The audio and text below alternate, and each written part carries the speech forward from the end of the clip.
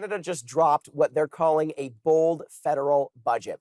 And look, bold can mean a lot of things. Bold like we're spending more money than ever, or bold like we're taking risks and trusting they'll pay off. Either way, this budget lands at a moment when global tariffs are up, uncertainty is rising, and Canada is trying to completely reset its economic game plan. Sound familiar? We're talking housing, defense, infrastructure, and affordability. Massive moves that could shape the next 20 years. The two sides will say it's necessary and generational, while others say it's reckless and making future generations bear the burden. Tonight, I sit down with some friends to discuss how this impacts Gen Z, the future for Canadians, with differing perspectives to explore whether or not this budget is generational in the worst or best ways. First off, I just want to introduce all three of you. So we have Mustafa, Arshia, and Ashley. And publicly, you're all liberals, which I think is a unique angle. I'm prepared to play devil's advocate with this discussion. But in saying that, I'm excited to chat about it with you three because I know that not all of you support every single decision that was made. You're very critical of what you see. And so we can get into that a little bit more in detail. But in saying that, this was a generational budget for the masses, for Canada. I want to know what has changed to incite this level of a budget. Mustafa, I'll let you start off. Yeah, first of all, thanks for having me over again. I think that we're in such a pivotal moment with the relationship with the United States, which has been our biggest partner for the last 60, 70 years.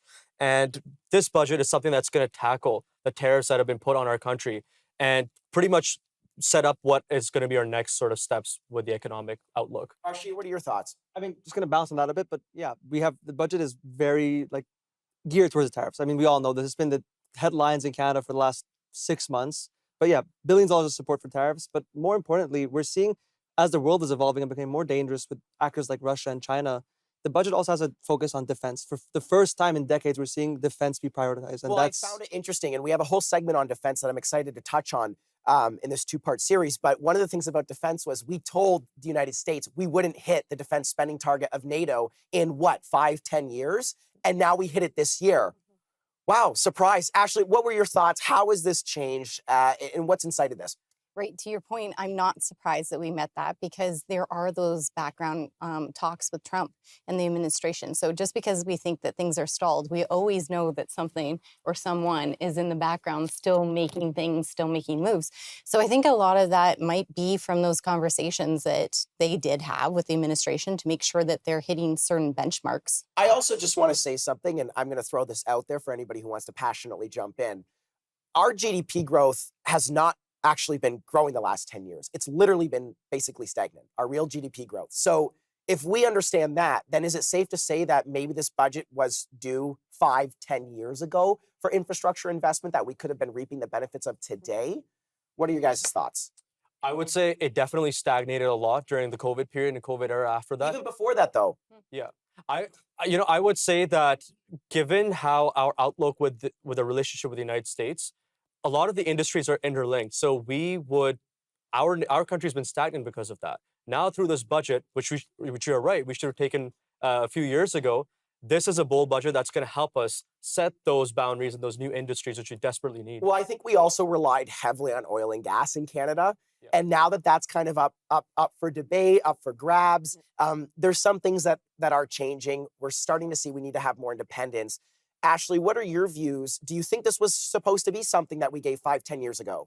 Even 20 years ago. So we're going back to the Harper era, right? When we're looking at certain things that it's always hard to be that administration that pulls the Band-Aid off, right? To make those hard decisions that sets up success for other generations. And so I think that that's why this one kind of flopped when it came to the messaging and for it to be so generational, because a lot of people thought, wow, we're really expecting to see some things in this. And when all of a sudden there wasn't more social programs, there weren't certain things towards affordability, a lot of people are scratching their heads saying, how does this help us? Do you think people would rather take a deficit or a balanced budget? A deficit, by the way, yes, for social services, or just take a balanced budget? I think right now, as you pointed out in the introduction, we needed something bold. It's difficult times. But is bold spending more money? I mean, bold could be actually cutting things and trying to balance the budget. There's a good difference. There's a difference between good debt and bad debt. Money if you're spending in areas which can help our GDP and our GDP per capita grow. And also there's money where we desperately need to spend, like you said, the military and different projects. Okay, I'm going to leave it right there. We'll be back. Stay tuned for more.